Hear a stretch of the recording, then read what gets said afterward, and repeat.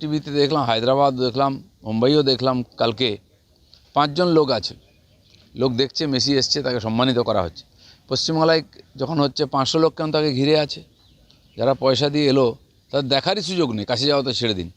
বহু বিশিষ্ট ব্যক্তি আসেন, তার সই নেন, তার সঙ্গে কথা বলেন, কারোর কোনো সুযোগ নেই। কটা লোক দাপিয়ে বেড়াচ্ছে, মনে হচ্ছে টিএমসি মেসিকে টিএমসিতে জয়েন করাতে নিয়ে এসেছিল, এমন একটা ভাব করা হচ্ছে।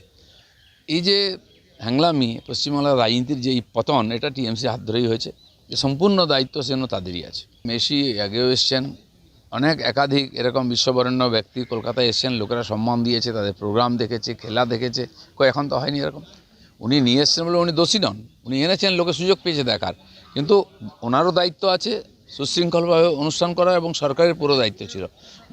অনুষ্ঠান ভালো হলে মমতা ব্যানার্জি এবং তার সরকার পার্টি সব তার সুযোগ নেবে, তার শ্রেয় নেবে, ক্রেডিটটা নিয়ে নেয়। অথচ যখন গণ্ডগোল হলো, কে তাকে ধরে জেলে ঢুকিয়ে দেওয়া হলো। এবার পুলিশকে দায়ী করা হবে, অর্গানাইজারকে দায়ী করা হবে, যারা সুবিধা নিচ্ছে ওখানে গিয়ে মুখ দেখাচ্ছিল, ছবি তুলছিল, তাদের কেন দায়ী করানো হবে না? প্রথম কথা হচ্ছে, জলের বোতল গেল কী করে? আপনারা না বলেছেন যাবে না। কিছু লোককে দায়িত্ব সুযোগ দেওয়া হয়েছে ব্যবসা করার জন্য, লোকেরা পেল কী করে? আর এখন লোককে দোষ দেওয়ার চেষ্টা হচ্ছে। যাদের কারণ হয়েছে তাদেরকে আগে ধরুন।